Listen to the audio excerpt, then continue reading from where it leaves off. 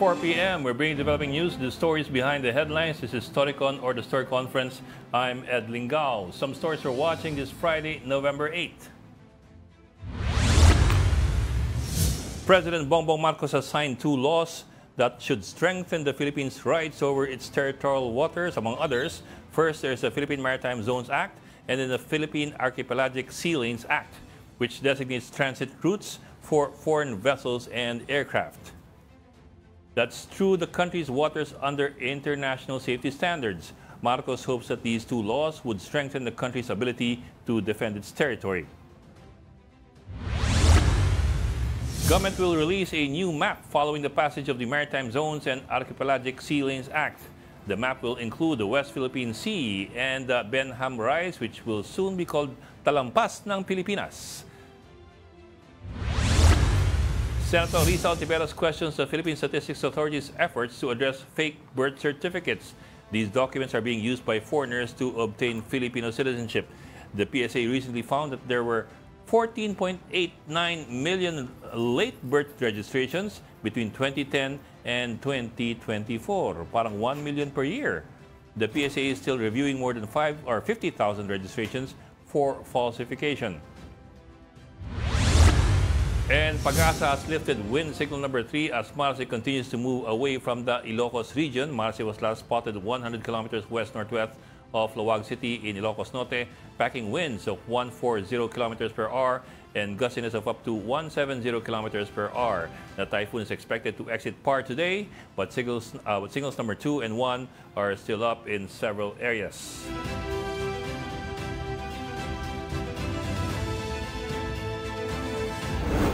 And of course, joining us today, sigurado tayong ito'y merong birth certificate na hindi late registrant. Ating resident political pundit, si Tito Ronald Llamas. 38 years old. Baka late register ka nga. Totoo ba yung birth certificate mo? And from the Philippine Star, ito pa. Ito, sigurado itong matinong birth certificate ito. Ang editor-in-chief ng Philippine Star, si Ami Paintuan. Good afternoon, Ami. Hindi ako 38. Kasi 38 daw siya. Parang kasi Alice Go, nag-register ka after what, 20 years? 30 years? Ilan yun? 14 million? Di ba yung mga... Over 14 years. 1.2 million daw. 1.2 million ang lacking birth certificate according to the Philippine Statistics Authority. Although hindi ko alam kung paano nila nabilang yun. Oo nga, paano nabilangin kung walang birth certificate? Paano nabilang yun? Hindi unregistered. Estimate 1.2. Yeah, para yung ano? Guesstimate yung guesstimate. Ami, para yung illegal firearms eh. Minsan nagbibigay ng figure ng PNP ng illegal firearms. Kaya kung illegal firearms, paano yung nabilang? Kaya nga eh. Parang yung kay Digong, yung mga drug addict daw. 3 to 5 million, di ba? Pero yung survey naman daw, survey na version yun, no? Iba-iba yung figure na binibigay niya, no? Pati yung PDEA, no, nalilito eh. Ang laki ng swing, ha? I remember that. Ang laki ng swing natin ng numbers, eh. So, di mo tuloy malaman, eh. Services, di ba? Iba-iba.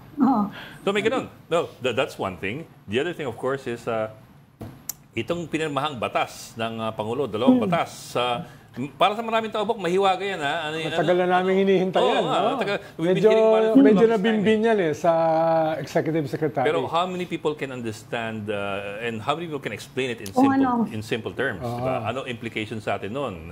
Maritime Zones Act and Sea Lanes Biro mo, ang tagal na hindi ganun kaklaro yung ating teritoryo. Biro mo, isa kang bansa pero hindi sigurado yung teritoryo mo dahil kulang ka sa legislation. Buti naman natapos na to. Yeah. So we will have that explained later, Ami. Meron tayong guest later who will explain. Ay, yan na pala.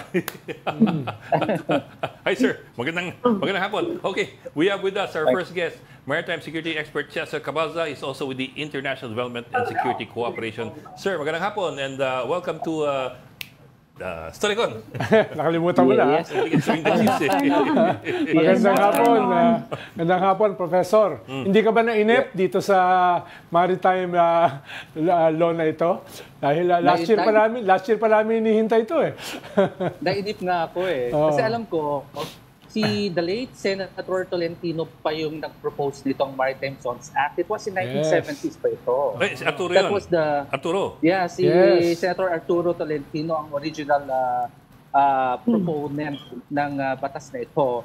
At Tolentino rin yung isang sumalo, no? Yung current senator natin, no? But nonetheless, of course, no, we are happy. I think this is a legislative... It's a gift to the Filipino people, especially that we have a maritime insecurity in the West Philippine Sea. Hindi lang ito sa West Philippine Sea, kundi masasagot niya na yung 360s archipelagic defense and maritime domains in the Philippines. Lalong-lalo na, meron tayong extended continental shelf sa Philippine Rise or Benham Rise. No? Here, we can identify what are the internal waters, islands, rocks that belong to the Philippines. No? Hindi dito natin malalaman dahil sinasabi dito sa Maritime Zones Act kung ano ang mga pag-aari na body of waters na nakapaligid sa Pilipinas. At the same time, ito yung kambal, no? Yung archipelagic sea lanes. Dito rin nagpapatunay na dahil sovereign state tayo, meron lang mga kumbaga sea lanes kasi pinaglalaban natin yung freedom of navigation and overflight. Meron lang dapat na dadaanan yung mga commercial ships and vessels kasi although may innocent passage ka, ang mas malala dito yung mga warships or great ships na kinakailangan magpapaalam sila sa atin sa tuwing dadaan sila doon sa archipelagic sea lanes natin, and above that you have also the skies, no? Yun yung overflight. And these are very good kasi nga, dati-rati, hindi natin alam kung ano yung contiguous waters natin, ano yung surrounding waters natin, kasi nga nag-iiba-iba yung calculation natin dun sa nautical miles. Pero tayo territorial waters na 12 nautical miles, yung contiguous waters natin na 24 nautical miles, plus yung exclusive economic zone natin na 200 nautical miles. Pero Prof, plus yung Prof, ano bang ginamit natin dyan? Yung 1898 Treaty o yung 1900 Treaty? Yung 1898 na Treaty of Paris o yung 1900 na agreement natin with the US? Washington. Yeah, Treaty of Washington. No? Dahil nakausap ko rin dati si Heidi Yorak dyan eh.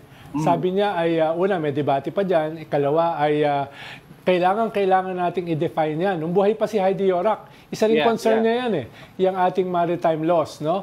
Pero yung chief legal kasi natin, si Enrile, ay ang kanyang basihan ay yung 1898. No? So ano ba naging batayan natin diyan para malinaw sa mga tao?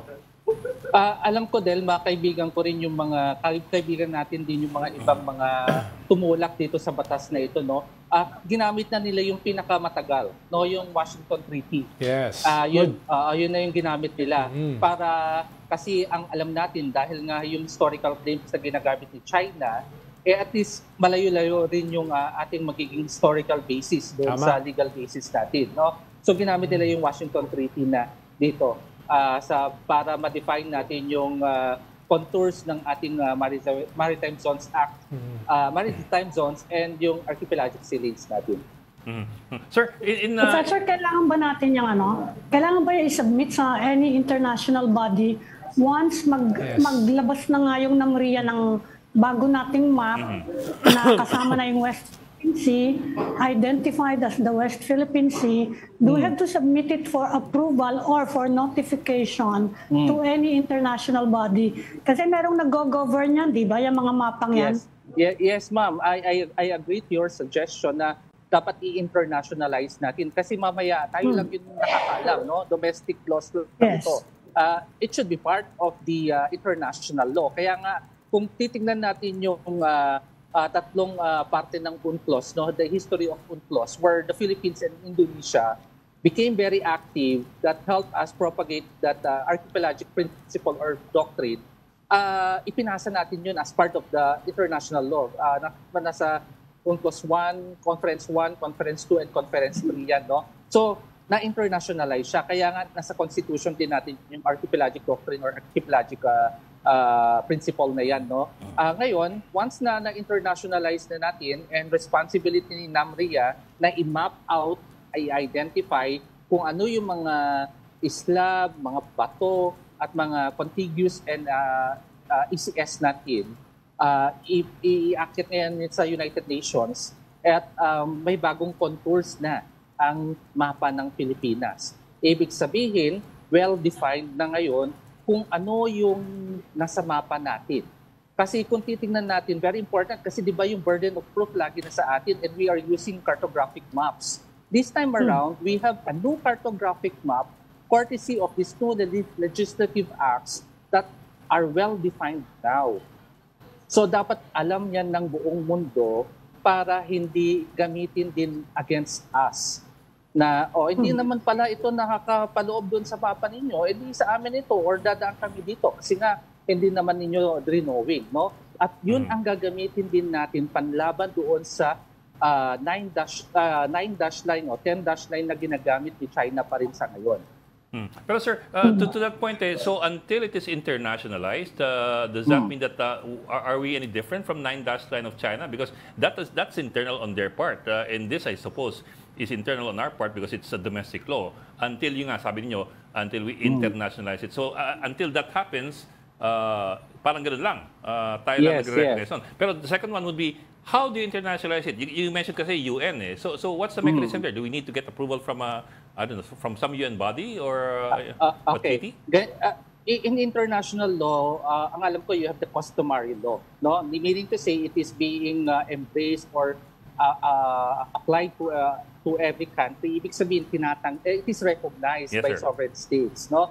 Dahil tinanggap na natin ito, na isabatas na natin ito, ibig sabihin, part siya ng domestic and customary laws natin. Ngayon, kapag inakyat na natin as international law, at pinapractice natin na ito ay pag-aari natin, dito lang pwede tumaan ng mga ships at mga eroplano, nag-practice na siya. Kumbaga, ina-apply siya. And it becomes part of the international law kasi ina-apply at tinatanggap siya ng international community. And because it is already a customary law, it becomes an international law. Mahalaga ganun siya. Mahalaga yan dahil kung 1900 Treaty of Washington ang ginamit natin na term of reference, malinaw yung ating claim sa Scarborough at sa iba pang mga lugar. So, very important yung ganyang klaseng definition. But they hold it. I-share ko lang, no? Kasi I remember 3 weeks ago, nasa China ako at kausap namin yung mga high-level officials din nila doon. At sinabi natin, of course, yung ating position when it comes to our maritime features and yung sovereignty rights natin. At mabigat yung kanilang mga sinasabi na, okay, kung hindi kayo titigil dyan sa second Formas Shoal, then there's a possibility na kukunin namin yung Scarborough Shoal. At alam naman natin na yung Scarborough Shoal is a traditional fishing ground. Hindi lang mga Pilipino ang nangingisda dyan, kundi pati Vietnamese, Chinese, at saka Malaysians, no? Taiwanese, no? So, maganda rin na medyo tahimik ngayon. Akala nila tahimik dahil sa presidential elections na nangyari na nga, katatapos lamang. At alam natin na sana magtuloy-tuloy yung ganyang katahimikan dyan sa mga teritoryo natin. No? And of course, no, based from what they have said, no, they are still open for historical and legal debates. Ibig sabihin, dahil alam nila na mukhang nagmamatigasan ang Pilipinas at ang China sa kanya-kanyang posisyon, pero sa ganitong magandang ginawa ng ating gobyerno na naisabatas na natin sa wakas ang maritime zones at saka ang archipelagic sea lanes, malaking bagay ito sa mga claims natin at malaking bagay rin ito para sa pakikipag-debate natin sa China sa mga susunod pang mga, kung hindi man ngayon sa ating henerasyon, ay maaaring makatulong ito para sa debate ng mga susunod na henerasyon para sa ating soberanya. Pero sir, quick follow-up lang sir. So is there an official and formal process for the recognition of the new map by anybody, by the UN, by the IMO? Is there a formal thing, formal process for that, or it's just sabi nga parang customary law because it's nakagawian na after a while, it becomes typical. Alam ko meron din dahil kagaya nung ECS na ginawa natin yung extended continental shelf, we filed for that na ginaya tayo ng Vietnam. No, merong body in the United Nations, and di ko lang alam kung ano yung eksaktong opisina na yon. Pero dahil nag-file tayo ng ECS natin at alimbawa na lamang is a good precedence was the Philippine rice o yung Benham rice na na-award sa atin. No, we filed for that through the process. So alam ko itong bagong batas na maritime zone and archipelagic sea lanes dahil domestic laws siya as of now, which we want to internationalize so that the international community will recognize it and perhaps will use it as a legal instrument for international law. Dapat din natin gawin yung proseso, no? Gaya ng mga ginagawa natin sa pag-file ng ECS natin at mga legal instruments para ma-recognize yung mga teritoryo natin. Prof, nung nasa China ka Professor, ba, okay lang lang ba yung tiyan mo? Wala naman nilagay sila. Nung nasa China ka ba, okay lang yung tiyan mo? Walang inilagay sa pagkain mo? Wala naman. Wala naman, buti naman. Maayos naman nakauwi pa ako at nakabalik naman ako sa Indonesia naman. At doon natin ipinaalam sa Indonesia na kagaya ng Indonesia, ang Pilipinas ay kaibigan nyo dahil tayong dalawang bansa ang nagtaguyod sa archipelagic doctrine o archipelagic principle. Kaya noong tinira ng China yung Natuna islands nila, ang napakatapang ng Indonesia, ipinakita nila sa mga ibang claimant countries na kapag ginamitan mo rin ng tamang pamamaraan at ginagamit mo ang UNCLOS, tatahimik ang China. So ganun ang ginawa ng Indonesia na dapat gawin din ng Pilipinas hanggat nasa tamang lugar tayo at sinusuportahan tayo ng mga kapitbahay natin sa paggamit ng mga legal instruments and international law, nasa tamang gabay tayo. Sila nagtataboy ng mga Navy vessels doon ng China sa Indonesia. Tama po kayo. No? Pinapasabog tsaka yung mga fishing vessels na illegal, pinapasabog. Considering na mas malaki ang trade ng China at saka Indonesia kumpara sa atin. No? Napakalaki ng kanilang trading relationship. Pero in spite of that, ay very assertive ang Indonesia sa kanilang territorial waters. Boom talaga. Pinapakita yung video talaga. Yes. Yes. Tama po kayo doon dahil naniniwala talaga sila sa UNCLOS, naniniwala sila sa ginagawa ng Pilipinas na dapat ang manaig dito sa ating rehiyon ay ang rules-based norms. Yung rules-based order. At yun ang gusto nating ipaalam sa China na sana maging bukas ang kanilang kaisipan at ma-appreciate nila yung arbitration award. Hindi ito dahil, kasi alam niyo po, nung kausap ko yung mga Chinese analysts, sinasabi nila, ang gusto kaya nila tayo pinapahirapan din pala dyan sa West Philippine Sea ay para turuan tayo, no? Give them the hard knock, kumbaga sabi nila sa atin. Kaya kailangan magmatigas tayo. Sabi ko sa kanila, wag, hindi ganyan ang kulturang Pilipino. Kami, maayos kami makipag-usap basta susunod tayo sa batas at magiging maayos ang ating relasyon. Yun naman ang sinabi natin sa kanila. Pero Professor, nakikita niyo ba, can China challenge yung map natin kung sakasakali? And even that law. Hindi man tayo pinapansin binobomba tayo ng binobomba tayo ng water cannon, binabangga tayo Yun nga ma'am, no? Very consistent pa sila. Yung current government nila ngayon, very consistent sila doon sa, actually ang tawag nila dash line dash line region. Yes. Hindi na nalilito na nga sila kasi hindi na nila alam kung 11 o 9 o 10 ito, basta dash line ito, no? At very consistent pa sila. Kaya nga naging magandang word of wisdom na narinig natin na they are open for legal and historical debates, no? Dahil sa titingnan talaga natin, mukhang lamang na lamang talaga ang Pilipinas, no?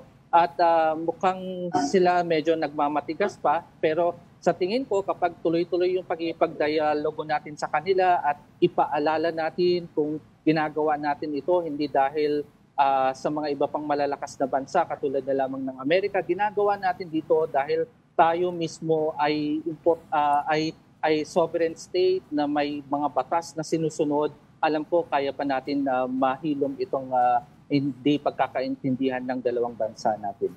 Pero Prof, Pero kung i-challenge siya ng China, saan kaya nila dadalhin yung challenge? Just in case. Pag challenge tayo ng China pagdating dyan, ang gagawin lang talaga nila yung dating pa rin nilang ginagawa na gray zone tactics. Kasi wala silang ibang bansa na pwedeng masabihan tungkol sa kung paano nila ito ayusin. Ang isa pa nilang estratehiya na nakikita ko is sasabihin nila, wag makialam yung ibang bansa. Problema ito ng China at ng Pilipinas at tayong dalawa lang ang dapat mag-usap. So ganyan lagi ang Professor, kapag nag-issue tayo ng bago nating mapa, meron bang body na pwedeng mag-file ng complaint ang China to challenge yung map? Ang tingin ko noong kasi the good example na nakita ko dyan sa katanungan nyo po was the 2016 Arbitral Award, no? Pareho tayong inimbita. Ayaw nilang sumunod. Hindi sa sinasabi nila hindi kami nag-participate pero may pinadala silang position paper. Yes. No? So most likely ganun din lang yung gagawin nila hangga't consistent sila doon sa hard stance nila on their maritime and historical claims doon sa South China Sea. Ganun pa rin ang gagawin nila, no? Tingin ko i-impose lang nila yung gusto nilang position. But nonetheless, ang pagrereklamo nila, hindi mangyayari yan. Gagawin nila yan through military force, yung gaya ng ginagawa nila sa atin dyan sa West Philippine Sea. Saka Ami, yung ating ginawang maritime law na bago ay consistent lang naman dun sa ating victory sa UNCLOS na pinapasa walang visa o tinatanggalan ng legal basis yung 9, 10, or 11 dash line ng China. No? Kaya walang pupuntahan ng China at this point. No? Wala. Baka sa sabi ni Russia. Justice Antonio Carpio, yun daw pinadala, you mentioned na may pinadalang document ng China, no, dun sa arbitral court. Although hindi sila nag-participate, yun daw pinadala nila, they were actually acknowledging the Treaty of Washington. Yes. Na actually is in favor of our claim. Diyan sa, well, not our claim, but our territory. Maaring pwede po kasi nung kausap namin sila, ang declaration na sinasite lang nila is yung Cairo declaration. Nung natalo ang Japan at sinasabi doon na lahat ng nasakop ng Japan ay kinakailangan isoli sa kanila. No? So, in other words, very recent yung kanilang legal claims using that Cairo Declaration. Kung gagamitin natin yung Paris and Washington Treaty, mas matagal yung sa atin.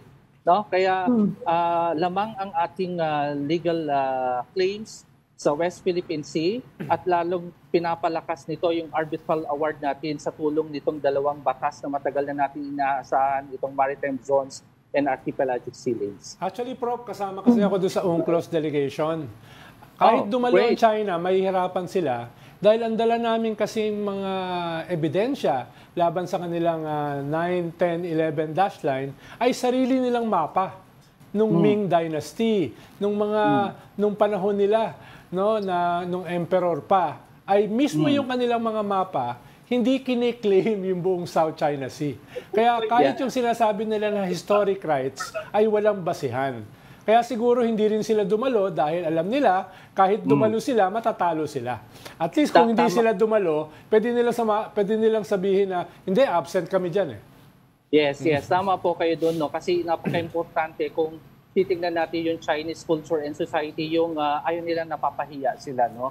At tama po kayo doon sa inyong pag-analyze doon na may leeway sila kapag hindi sila nag-attend dahil pwede pa nilang kontrahin yung decision. Kasi nung kausap namin sila, sinasabi naman nila na hindi naman namin pini-question yung UNCLOS kasi signatory naman kami ng UNCLOS. Ang pini-question namin doon yung proseso. Pero kung titingnan natin yung proseso, kayo nga hindi nag-participate. Binigyan nga kayo ng chance para mag-participate, hindi naman kayo sumali, no? At nagbigay pa kayo ng position paper ninyo. I think ano lang ito, misconstruction, at saka alam mo yung ano na tayo sa geopolitics. And I believe itong mga pagbabago dito sa ating mundo at sa ating rehiyon, maaari pang mahilom itong problema natin sa West Philippine Sea at hopefully maging open yung China dahil gusto naman nila makipag-usap at sana yung sinasabi nilang open sila for legal and historical debates mangyari nga para sa ganun may enlighten sila dahil lamang talaga tayo pagdating sa legal front natin. At yung dagdag lawfare lang, natin. Prof, dagdag lang. During the UNCLOS hearings, nandun yung mga other claimant states. Hindi sila makapaniwala na may nangahas magsampa ng kaso sa UNCLOS against China. Kaya nandun sila lahat, pinapanood tayo. No? Hindi na namin sila nakausap dahil lumabas yung decision later na, noong 2016. No? Pero tingin ko ay sineselebrate ng mga other claimant nations yung ating victory. Kumbaga, naapektuhan sila significantly mismo yung kanilang mga claims sa ating victory. Tama po kayo doon, no? Kaya nga nakita natin na yung Vietnam nag-file na rin ng extended continental shelf nila, sinunod nila ang Pilipinas. Ngayon ang Indonesia naninindigan sa UNCLOS at binabanggit nila kung paano ang Pilipinas at ang Indonesia ay nakipaglaban para maging bahagi ng archipelagic doctrine ito.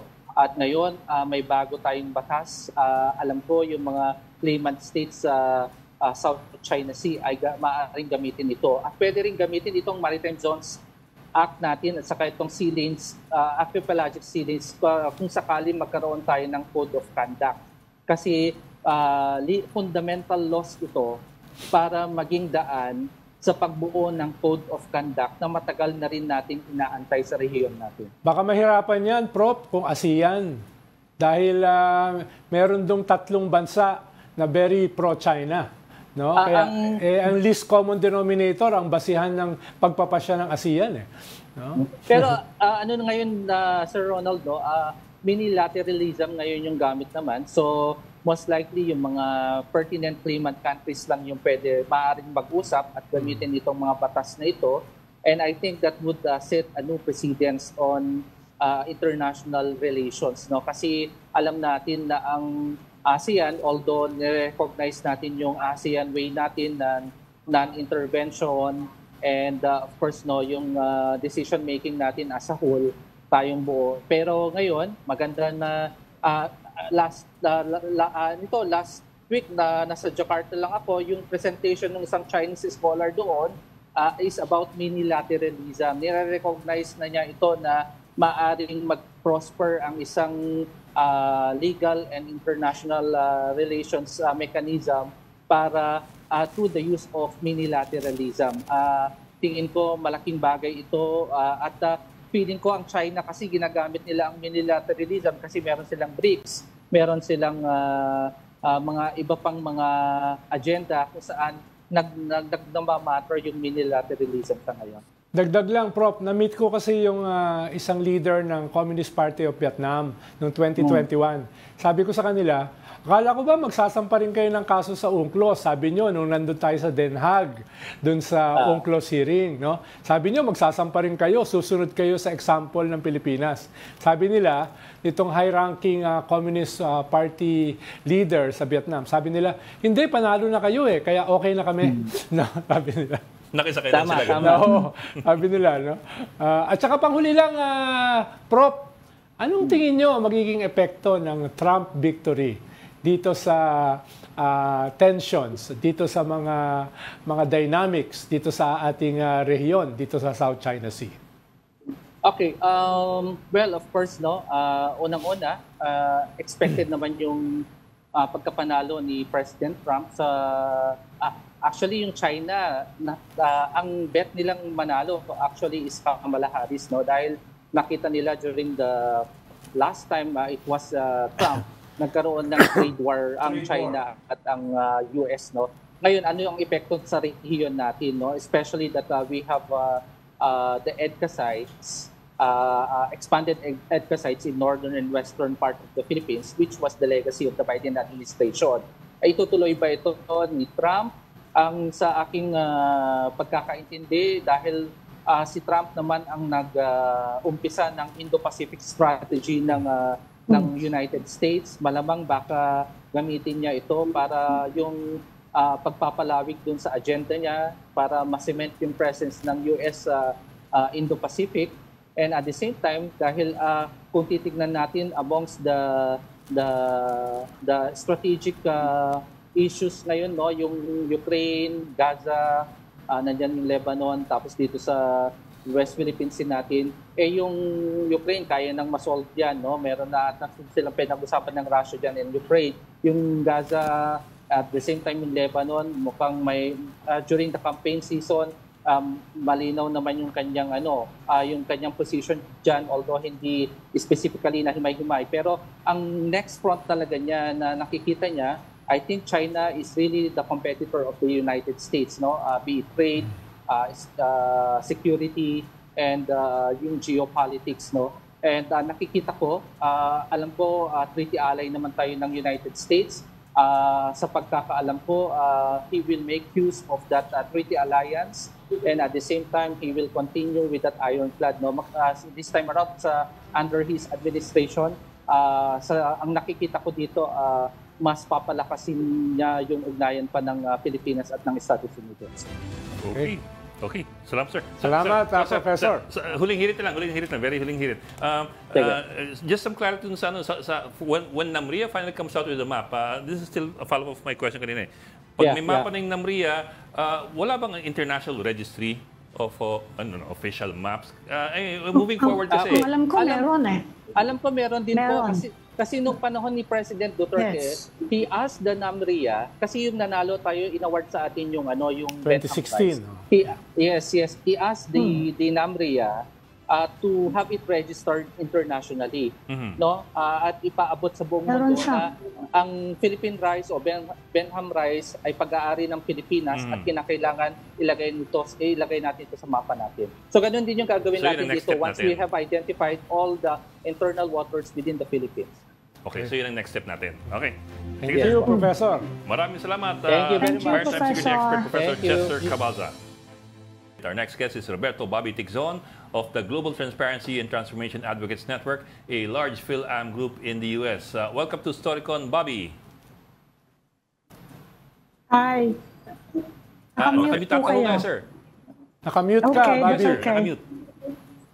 Okay, can you hear me now? There you Yes, go. yes. Yes, sir. Yeah. Okay, Yes, sir. and anyway, Okay. thank you so much. I mean, I've been watching your show ever since, and there have been occasions Ronald and I were together, and he would wake up at 4 o'clock in the morning, and since we were together, then I would also wake up.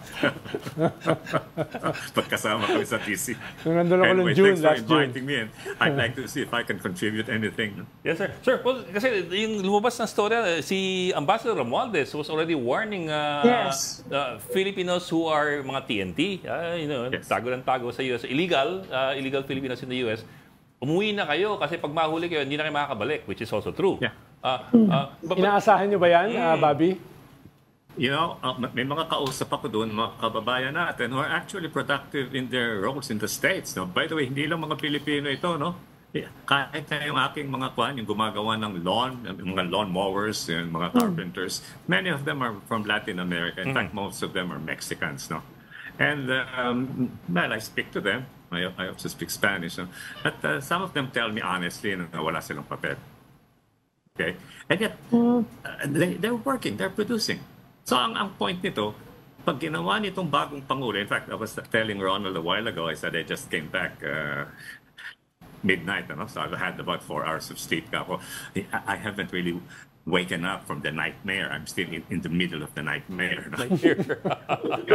So it still has to sink in for people like us. No? I mean, the impact of this. Although my line is not actually immigration. My line is economics and finance. No? That's more of my line. But I'd be happy to handle from a layman's point of view if you have any questions about that. I mean, having lived there for so long, and I'm pretty active in the Philippine community. When I say Philippine community, it includes both those who are there officially and those who are there unofficially. Actually, sir, tamang-tama, sir. Kasi, if Trump boots out so many so-called illegals, and these are, of course, cheap labor. Kahit pa paano, Americans use them for cheap labor because they're illegal.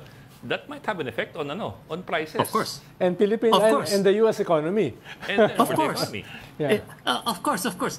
I mean, one doesn't have to go through economics 101 to know that. No. Number two, yung sinasabi ng tariff, I don't understand. People don't get it. When you raise tariffs, you're not punishing the exporting country. Indirectly, you are punishing them because the demand for their products will be less because of higher prices. But the end effect will be more on the consumers. Inflationary.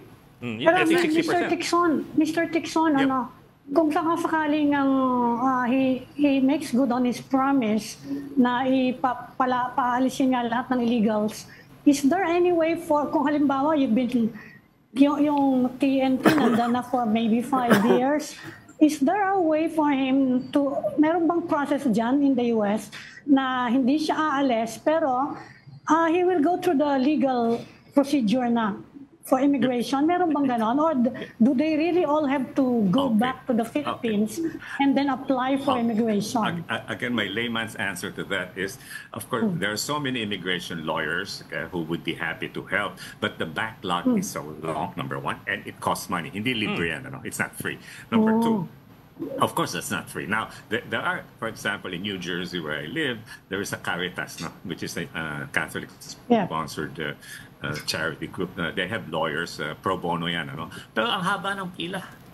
And each case, you have to discuss each case. So, with the millions, now, I don't know in the state of New Jersey, probably not as bad as in the border states, Texas, Arizona, New Mexico, mas grabe dyan. Pero even in New Jersey, I'm surprised there are a number of people. Again, my point is, most of them are doing jobs which the average American would probably shy away from. Okay? I think tinatawag the dirty and dangerous jobs. No? So pag umalis ang mga yan, what will happen? Then people will then either do it themselves or they will have to look for people with document to do it, but they will charge more. So, magulo. The repercussion is really sad.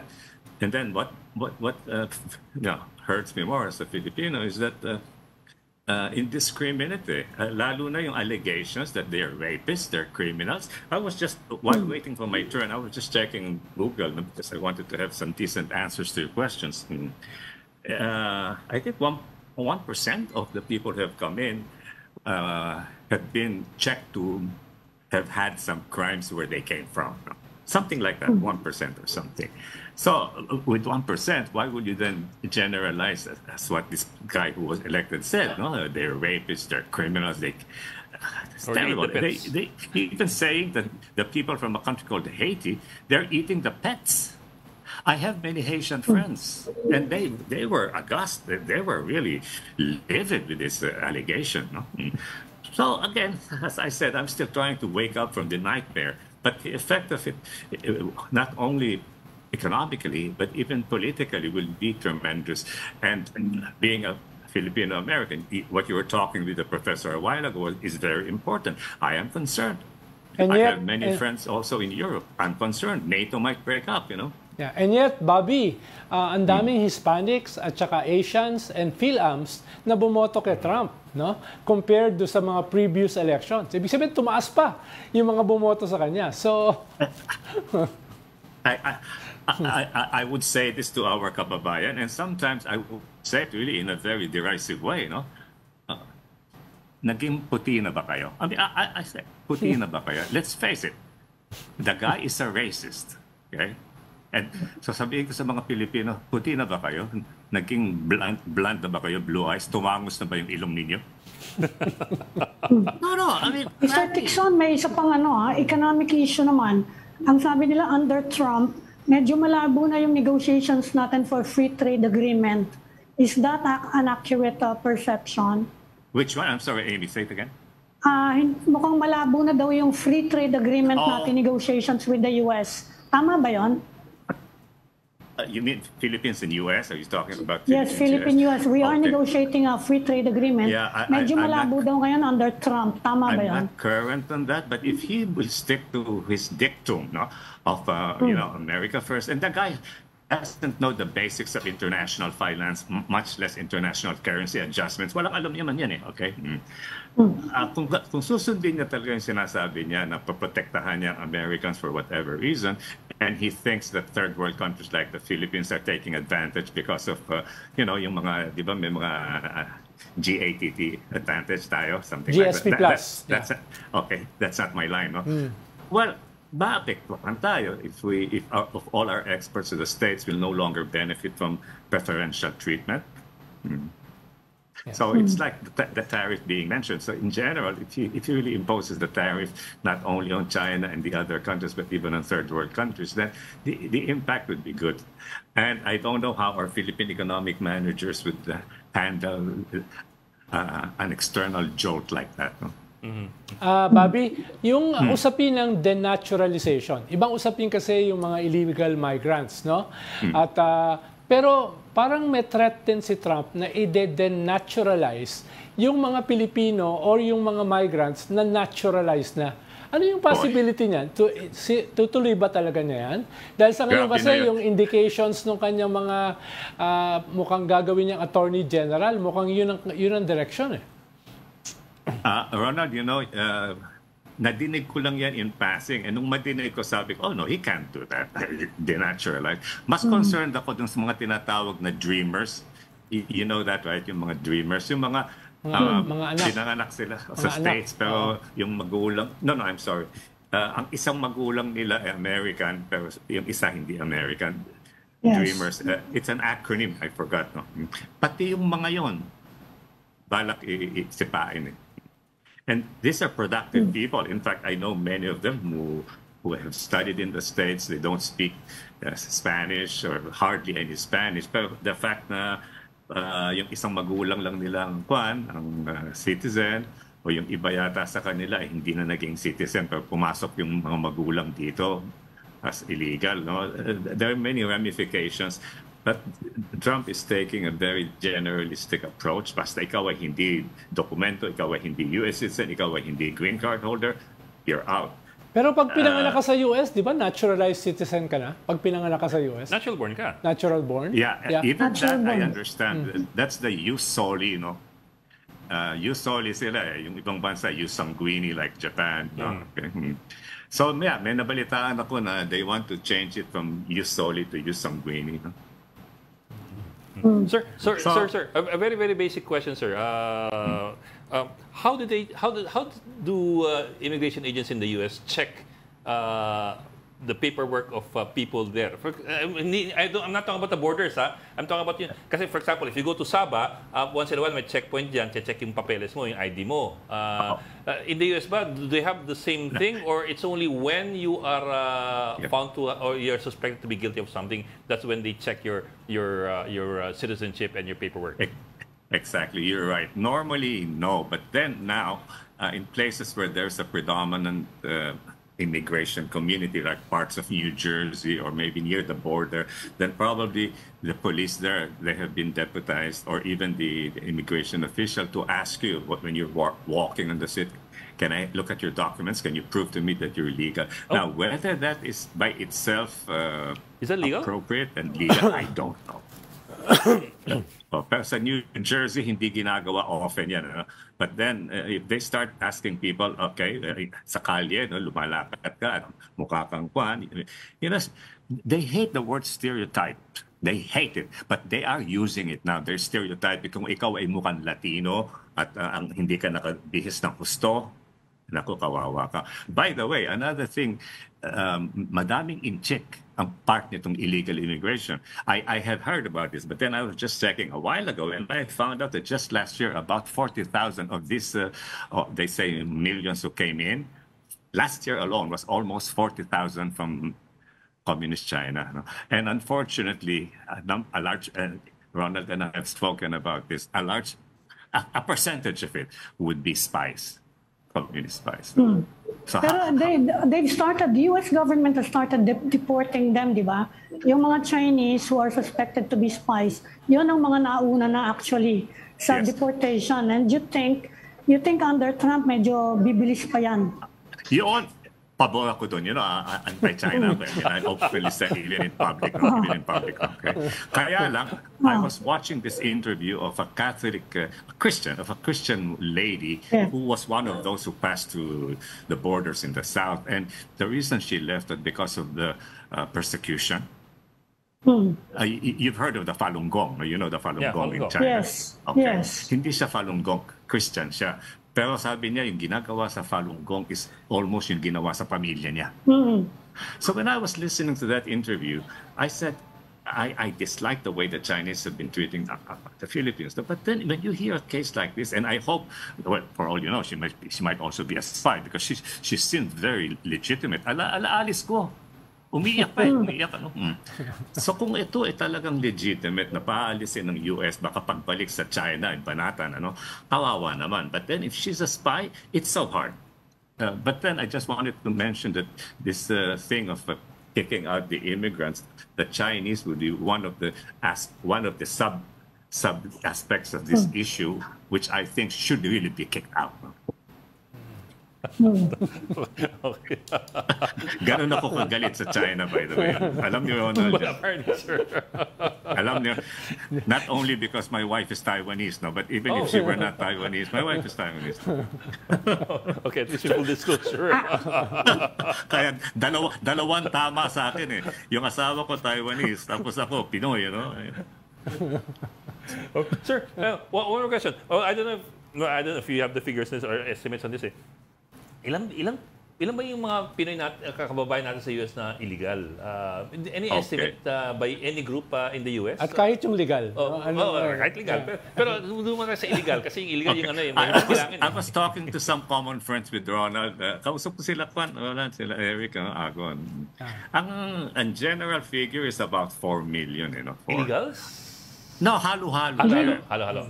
Legal. Ngayon, out of that, siguro mga kalahati, 50-50. Ang laki nun, Ang binanggit na figure sa report dito, 250,000.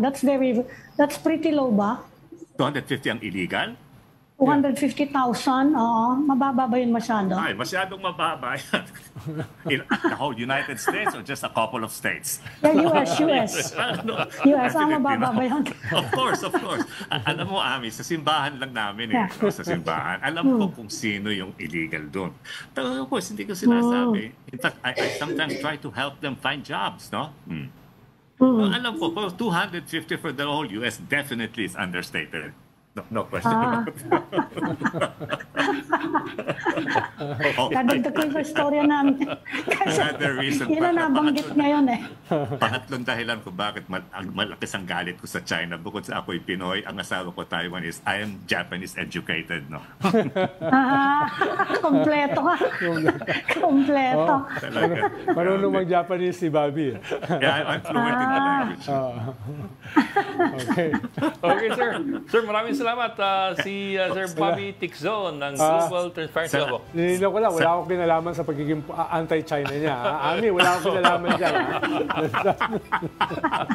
Salamat. Thank you so much.